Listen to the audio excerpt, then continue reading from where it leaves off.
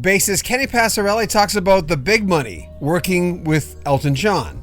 I'm John Beaudin from Rock History Music.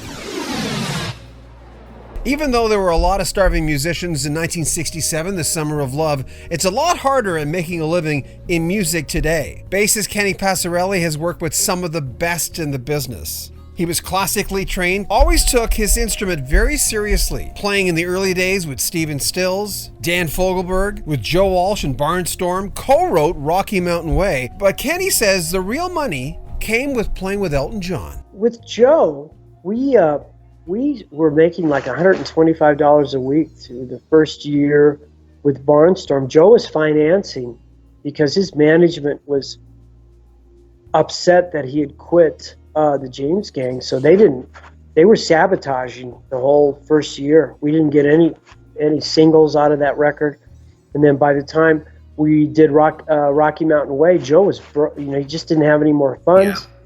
Yeah. And we still weren't making very much money at all. Maybe we're at $200 a week.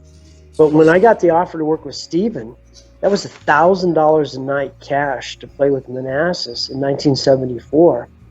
And that was my first money, private jets with Stephen. And, that's why when Elton came along, I wasn't intimidated. I wasn't intimidated at all by the music. And I certainly wasn't by the lifestyle, but I had no idea how big it was international. Mm-hmm. Stephen was international, but we didn't tour Europe back then. It was all the States, Manassas and Stephen Stills Live, all that stuff was just the United States. So when I got with Elton, here's an international star, and the money was six figures, in '74, which is, and then he gave us a point, he gave us a percentage of Blue Moves because he broke the band up and he felt so bad about it. That destroyed Roger.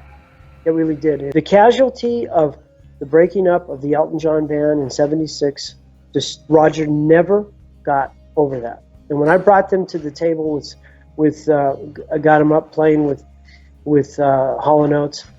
Hall and Oates weren't they're great artists. Daryl's the greatest singers ever. Okay, John's fantastic at what he does.